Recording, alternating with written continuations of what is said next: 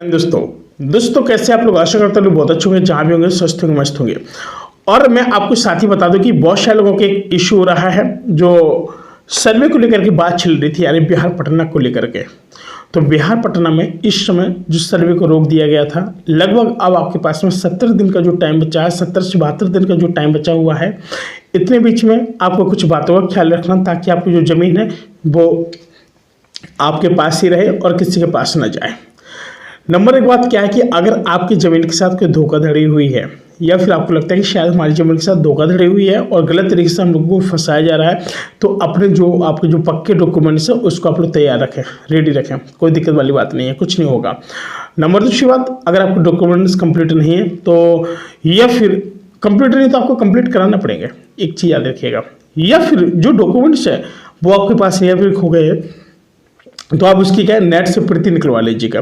Net से जाकर के आप लोगों के सारे जो लेखपाल होते हैं, लेखपाल से आप लोग बात कीजिएगा और निश्चित कीजिएगा कि हाँ, ये आपकी जो ज़मीन जायदाद थी इसका जो सारा डेटा है वो कहाँ पर मिलेगा, वो सारे कुछ आपको डिटेल से बताएंगे। इसके बाद आपको वो डेटा निकाल लेना है और जब भी सरकार की कोई भी टीम आती है, फिर कुछ भी होता है या फिर कोई गठित होता है या फिर कोई गठन होता है, तो आप लोग अपने डॉक्यूमेंट्स को आप शो कर सकते हैं। जब आप उसको जब शो करेंगे तो आपको किसी प्रकार की कोई भी समस्या होगी नहीं और बड़ी आसानी के साथ आप उस ज़मीन के जो आपको मालिकाना हक है या फिर आपकी जो ज़मीन है या फिर काफ़ी लोग उसमें क्या है कब्जा करना चाहते हैं, तो जब आप उसके खिलाफ, जैसे कोई आपके कब्जा करना चाहता है, वो कह रहा है कि ये आपकी ज़मीन नहीं है, आप यहाँ कैसे रह रहे हैं, आप जब उसको जब कागजात दिखाएंगे, वकील के सामने पहुँचेंगे, ये सारे जो प्रोसेस होंगे और जो आप कानून का सहारा लेंगे ना, तो डेफिनेटली जो आपकी ज़मीन है वो आपको मिलेगी। और लोगों ने फ्रॉड भी किया आप लोगों के साथ। कहिए कौन सा फ्रॉड? अब सबसे बड़ा फ्रॉड भाई साहब ये है कि लोगों ने जो ज़मीन थी ज़मीन तो बेची है, लेकिन सरकारी ज़मीन को बेचा है। लोगों के मकान भी बने हैं। उन्होंने क्या कहा था आप लोगों से कि ये जो मकान बने ना, जब हमारा मकान बनाया जाएगा तो फिर हमारा भी जाएगा और फिर आपका जाएगा। लेकिन लोगों ने जो आपके साथ किया ना, वो बहुत गलत किया।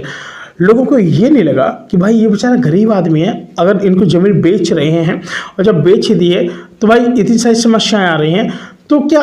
इस गरीब का जो दुआ है बद्दुआ वो कौन सुनेगा? आपने पैसे कमा लिया, सरकारी ज़मीन को बेच दिया, अपनी एक बिल्डिंग खड़ी कर दी और बिल्डिंग भी आपने शायद हो सकता है कि उस व्यक्ति की हो जिसको जो आपने ज़मीन बेची हो कि नहीं ये हमारी है, कोई दिक्कत वाली बात नहीं, हम रजिस्ट्री नहीं करेंगे, लेकिन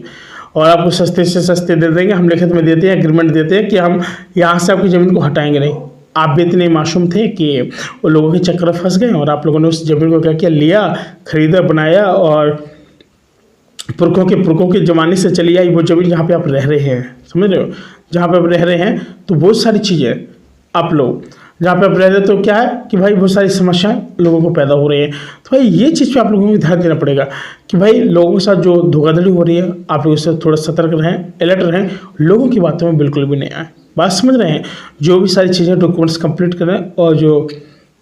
70 दिन के बाद जो अभी फिर से प्रक्रिया चालू होनी है सर्वे की, तो आप लोग उसमें रहेंगे, तो आप लोग अपने जब डॉक्यूमेंट्स अपने पक्के रखेंगे और आप उसके खुद ही स्वामित्व होंगे, उस ज़मीन के यानी मालिक होंगे, तो आपको किसी प्रकार की कोई भी समस्या नहीं होगी। साथ ही फिलहाल आज के लिए इतने ही, मिलते हैं कोई नई वीडियो, तब तक के लिए नमस्कार।